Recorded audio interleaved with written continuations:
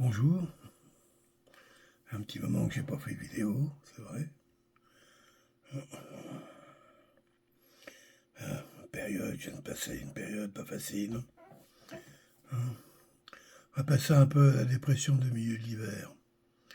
C'est vrai que ça fait 2 mois que j'ai pas pris mon vélo, ça me manque. Mais 3 mois même, 3 mois. Donc ensuite, là, on vient de sortir des grands froids, moins 30, moins 35, bon, même jusqu'à moins 45 sous les vents. On va pas se promener, c'est évident. Puis des quantités de neige comme on en a vu cette année, ouf. Là, ce qui reste dans la cour, là, il y a au moins 1 mètre. Même quand j'y vais avec les... J'ai des raquettes, mais que j'avais taillé un peu petit quand même pour mon poids d'aujourd'hui. Donc je m'enfonce bien, mais quand même. Même quand je prends mes raquettes, je m'enfonce de 50 cm, 40 au moins.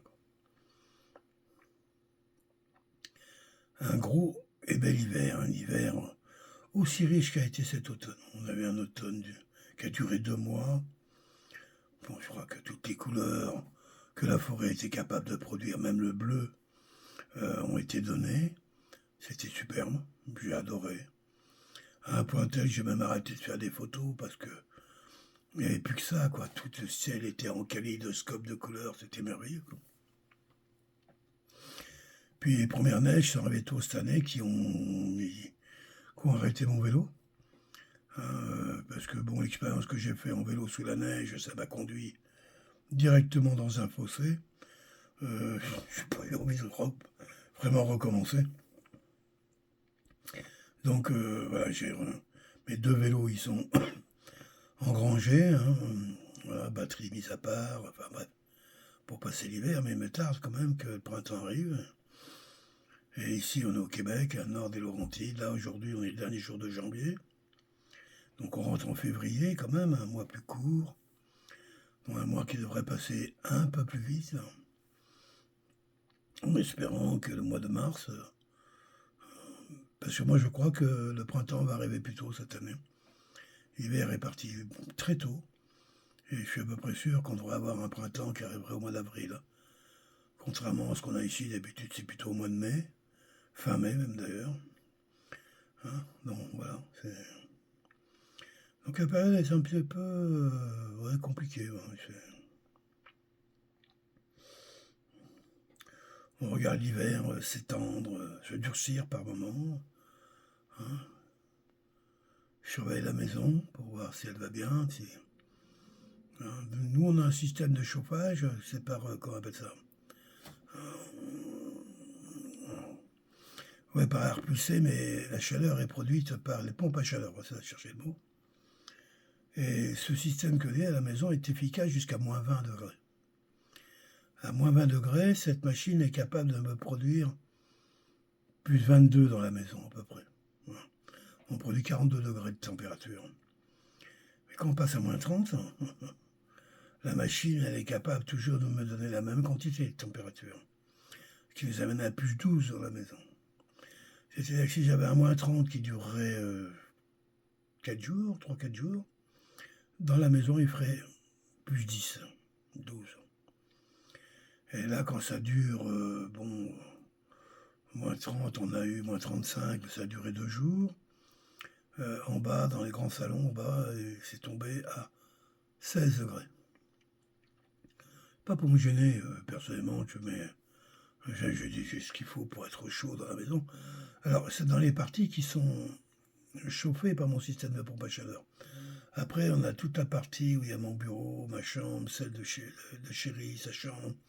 Puis après, son salon, le grand salon qui est au-dessus. Tout ça, c'est chauffé de façon électrique. Donc, oui, c'est chauffé avec le système de pompe à chaleur. Mais c'est surtout chauffé par le système électrique. Ce qui fait que tu peux maintenir 25-26 degrés sans difficulté. Bon, moi, j'aime pas ces chaleurs-là.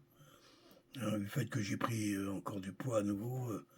Donc, dès que ça passe et plus 20, ça commence à faire chaud. Enfin, voilà, c'est ça un peu l'hiver. L'hiver, c'est aussi déneiger. Hein, c'est-à-dire enlever la neige, essayer de la placer ailleurs. Puis puis à un moment, bon, j'arrête. Au début, je trouve ça un peu drôle de faire mes petits chemins, carrément. Puis à un moment, ça m'emmerde vraiment, quoi. Je suis plus très motivé, quoi. Donc à un moment, je laisse la neige comme ça tomber, bon, de façon raisonnable. Hein, je fais le strict minimum. Voilà.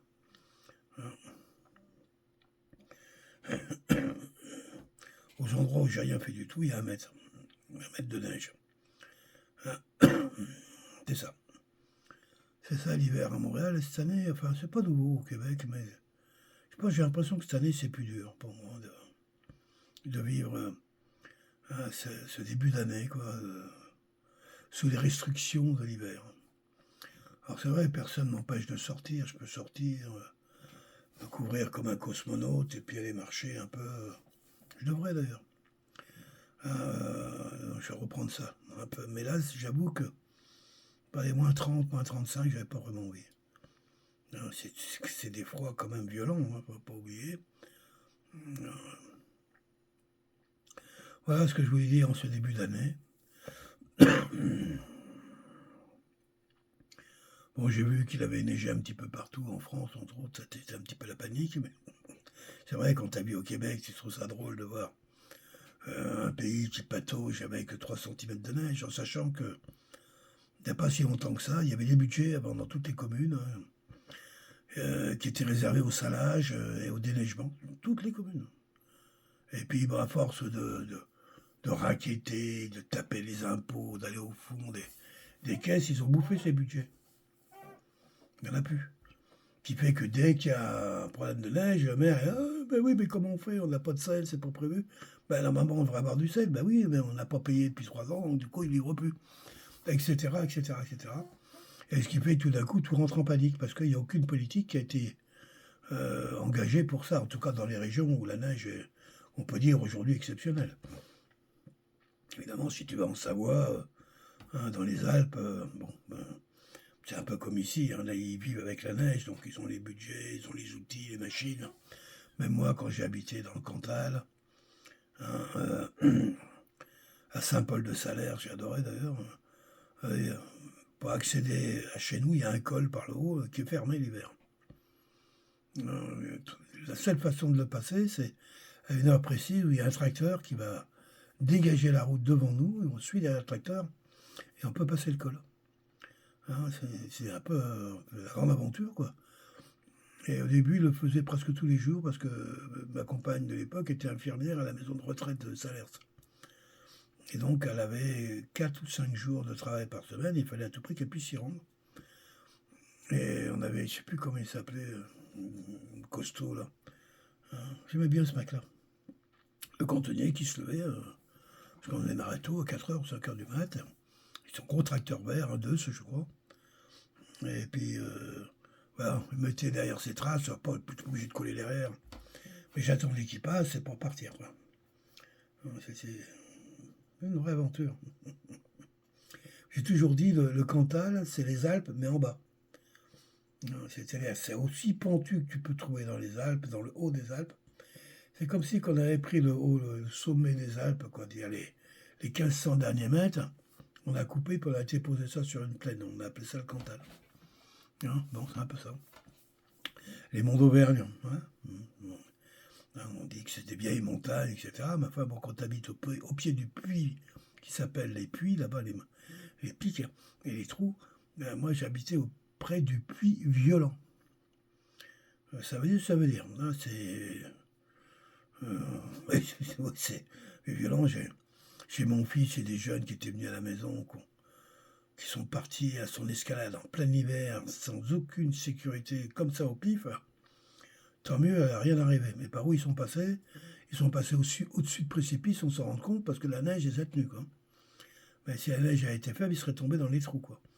Hein, quand j'ai dit ça, à un moment, waouh. Ils nous ont renvoyé des belles images. Bon, ils étaient en haut sur. Et où habite Dieu, là, et ses anges. Ouais, j'étais là, puis ils nous regardaient en bas, ils nous envoyaient plein de beaux messages. J'ai senti. C'est pour ça qu'ils ont pu arriver jusqu'en haut sans souci. Voilà, c'était pour donner un petit peu des news. Moi, personnellement, comme je vous dis, je suis dans une période physique qui n'est pas terrible et psychique qui est de même. Hein, mon souci, j'ai eu tellement de... Comment je peux dire?